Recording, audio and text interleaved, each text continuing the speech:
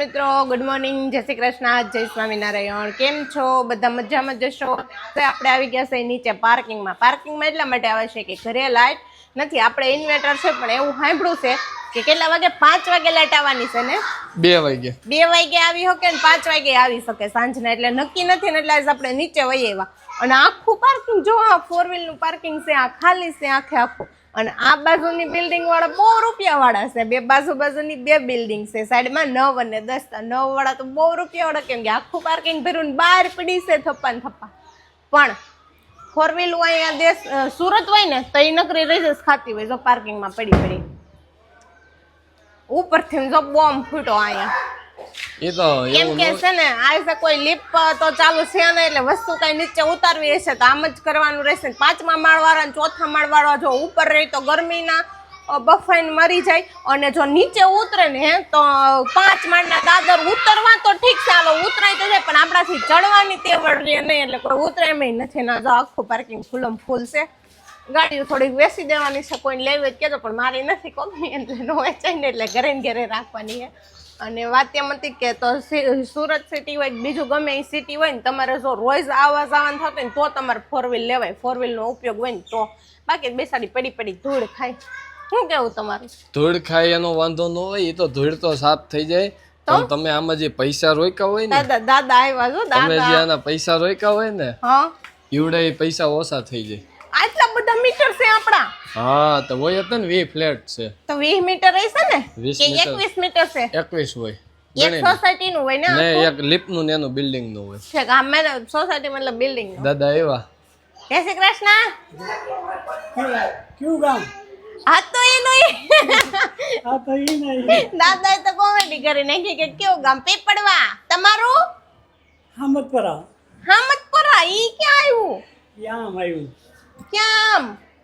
અમાર પીપળવાની બાજુમાં આવ્યું. આજ આખું ઘર નીચે જ તમાર રહેવાનું છે. પીપળવાની બાજુમાં આવ્યું.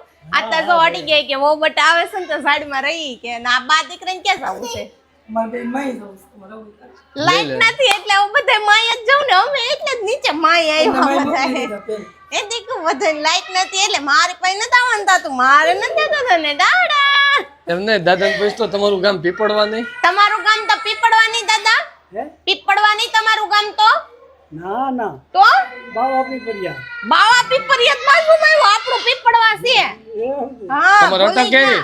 તમારો અટક તમારો અટક કેવી? હાક કેવી તમારી? હાક તમાર હાથ કેવી? ડોબરિયા. આ તને આજ ઊંધી સર્કિટ બીટ થઈ ગઈ લાગે.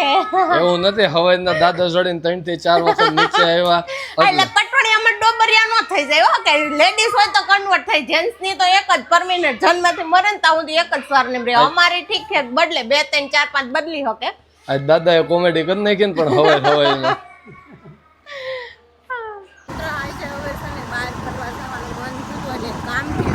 સગાવાલાના ઘરે, અને તમે જોઈ શકો છો કે ટ્રાફિક કેટલી છે. આ શું છે દીકરા? ઓહો, એજન્સી વાળા ઝૂંપડા ભરી દીધા છે બધાના ધંધા ઉપર મીઠો પાક. તમે જોઈ શકો છો એ લોકોને કેવું થતું હોય છે કે એજન્સીનો નિયમ હતો અહીંથી બધું ઉઠાવવાનું હતું. જેણે નહોતું ઉઠાવ્યું ને એ લોકોને જો આ રોડ આટલો ક્લિયર થઈ ગયો છે. જેણે નહોતું ઉઠાવ્યું ને એ લોકોના બધા ઝૂંપડા ભરી લીધા. તો હવે એ શું કરશે દીકરા? એ લોકોનો કામ ધંધો? હા, નર્સરીનું હતું કાંઈ હતું, એ બધું ભરી લીધું. તો હવે એને શું કરવાનું? નવો વિચાર કરો, કિશોરનો શું કરે? ગરીબ માણસને હવે હેરાન કરે. તો એ તો બધું બન્યું રહે. મિત્રો તો તમે આગળ બ્લોગમાં બેઠા રહેશો કે કરવાના છે ને, કાલે એક જગ્યાએ છે ને બહાર ફરવા જવાના છે. એ જોવું હોય ત્યાં ફરવાઈ ગયા હોતે, હા તે બહુ મજા આવવાની છે. તમારે પછી એક જગ્યાએ સરપ્રાઈઝ આપવાની છે. મિત્રો હવે અમે આવી ગયા છીએ જંકશનમાં. એક ફંક્શન છે ને, ત્યાં ફંક્શન તમને અંદર જો છે એને બતાવતું હશે તો બતાવીશ, કેમ કે મને ખ્યાલ નથી. પણ બહુ મજા આવે એવી વસ્તુ છે. હું તો આજે એન્જોય કરવાની છું. તો આવી છે બધા જંકશનમાં. કેમ નીંદર આવવા માંડી?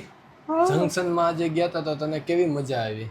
મને મજા તો આવી, પણ મને એટલી બધી મજા ન આવી. કેમ? એનું કારણ એ છે કે મારે ત્યાં રોકાવું હતું. મને બહુ મજા આવતી હતી બધા સેલિબ્રિટીને અને બધા જ વ્યક્તિને મળીને. આજ તો એક આપણા લોક ગાયિકા એવા ગુજરાતનું ઘરેણું કિરણબેન ગજેરાને મળ્યા. પણ એમાં એવું થયું કે માર્મિકભાઈ રહેતા નહોતા, બહુ હેરાન કરતા હતા. ફંક્શન સ્ટાર્ટ થયું ને તો આપણે નીકળી જવાનું થયું. મને બહુ દુઃખ થયું, દિલથી દુઃખ એ થયું. હુઈ ગયો તો કેમ કે ઈ આજે બપોરે સૂતો નહોતો ને ઈ નાનું બાળક છે જે કે જેણે હજી 2 વર્ષ પર પૂર્ણ નથી કર્યા, એટલે એને મારાથી કાંઈ કહેવાય નહીં, એટલે એને લઈને અમારે નીકળી જવું પડ્યું. અમે આજે એને નહોતા લઈ જવાના, પણ એને છે ને એવું હતું કે મમ્મી ને પપ્પા રોજ મને ઘરે મૂકી અને એના કામથી બહાર વયા જાય છે, તો એ કે મારે આજે આવવું જ છે. ખાલી વિશાલ એટલું કીધું ને કે મમ્મી તું કે થોડીક વાર પછી ઉપર આવી જાય, કે અમે કપડાં ચેન્જ કરીને પછી જવું છે. ત્યાં તો ભાઈ ઉપર દાદર ચડી ગયા ને અહીંયા ઉપર આવીને તો કપડાં કાઢી નાખ્યા પોતાના, થીણીંગ મારે આવવું જ છે ને આવવું જ છે, એટલે એને લઈ જવો પડ્યો હતો. પણ હું દિલથી કે મને જે વ્યક્તિ આમંત્રિત કર્યા હતા ને એને હું દિલથી સોરી કહેવા માંગુ છું કે અમે આવી શક્યા, પણ જેટલો સમય અમારે ત્યાં આપવો જોઈએ ને એટલો અમારાથી ન આપી શકાણો. અને બીજી વસ્તુ એ કે જેટલા વ્યક્તિને હું મળી ને એ લોકો લગભગ તમે કહો છો ને કે જે કિરણબેન ગજેરા કે જે આપણા લોક ગાયિકા છે, એનું એવડું નામ હોવા છતાંય અહીંયા જંકશનમાં છે ને ગમે એવડું કેમ નામ ન હોય. આમ જે ઇન્ફ્લુએન્સર હતા ને એ બધાને કરોડો ઉપર ફોલોવર્સ કેમ નથી, તોય એ ન્યાય એની પાસે 5 ફોલોવર હોય ને એ રીતે બધા વ્યવસ્થિત રીતે એકબીજાને બધાને હળીમળીને બોલાવતા હતા ને એકબીજાની સાથે સાથ સહકારથી બધા વાત કરતા હતા. બહુ મજા આવી. નકર આપણે બહાર જઈએ ને તો ઘણી વખત એવું થતું હોય કે આપણે ગમે ન ગમે ઈગો ફીલ થાય, ઈગો ફીલ થતો હોય એવું લાગે ને તને. પણ આજે આપણે લોકોને એક નવો સંદેશ આપવાનો છે. હું આપણે માર્મિક તો જો કેવો હોઈ ગયો એ સંદેશ નથી આપવાનો. સંદેશ આપને હવે ભાવું વાંચીને સંભળાવશે.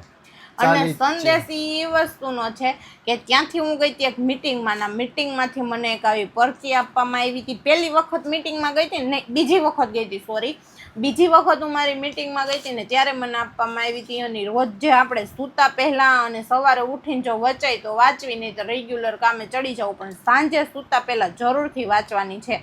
એના ખાલી 5 એવા નિયમ છે, લખેલા વાક્ય છે ટૂંકમાં એમ કહીને તો એ હાલે. તો પહેલું વાક્ય એવું છે કે હું ખૂબ નસીબદાર છું. એવું આપણે છે ને આપણા સૂતા વખતે આપણા મનમાં આમ એક વખત વાંચી લેવાનું, ન યાદ રહેતા હોય તો, અને પછી આમ બોલવાનું કે હું ખૂબ નસીબદાર છું. બોલવાનું એટલે મનમાં બોલવાનું. આ તો હું તમને સંભળાય એટલે બોલું, કેમ કે હું મનમાં બોલીશ એ તમને નહીં સંભળાય. પછી બીજું એવું બોલવાનું છે કે મારી સાથે છે ને હંમેશા બધું સારું ચાલે છે. પછી ત્રીજું એવું છે મને બધી બાજુથી સફળતા મળી રહી છે. ત્રીજું એવું છે મારી ખુશી અને સમૃદ્ધિ વધી રહી છે. ચોથું એવું છે સમગ્ર બ્રહ્માંડ મને મારું જીવન સફળ બનાવવામાં મદદ કરી રહી છે. ખાલી તમે આ 5 વાક્ય છે ને વાંચી અને સૂઈ જાવ ને તો તમારું જીવન છે ને સફળ બની જાય. કેમ કે આપણને છે ને સકારાત્મક ઉર્જાની જરૂર હોય છે, જેની આપણને કોઈને સામાન્ય માણસને કોઈ પણ એ વસ્તુનું જ્ઞાન જ નથી. કેમ કે આપણે જેવું વિચારીને એવું આપણી સાથે થતું હોય છે. ક્યારેક આપણને એમ થાય, આપણને યાદ રહી ગયું હોય કે ક્યારેક આપણે એવું વિચાર્યું હોય કે મને તો હમણાં છે ને કેદુની બીમાર જ નથી પડી, નકર તો પહેલાં બહુ બીમાર રહેતી. કાં હું હમણાં બીમાર નથી પડી, હું હમણાં બીમાર.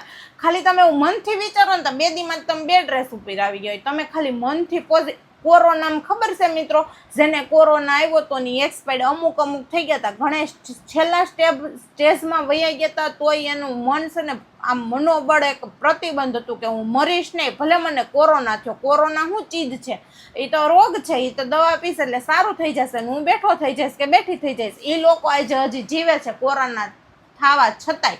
અને અમુકને કોરોનામાં પહેલું સ્ટેજ હતું ને ખાલી કોરોનાનું, તોય એ લોકો મૃત્યુ પામ્યા. તેનું કારણ એક જ હતું કે એને મનથી એવું વિચારી લીધું હતું કે મને કોરોના થયો છે એટલે હવે હું ગમે એ કરીશ, દવા પીશ કે ગમે એટલી કાળજી રાખી તોય મારું મૃત્યુ નિશ્ચિત છે.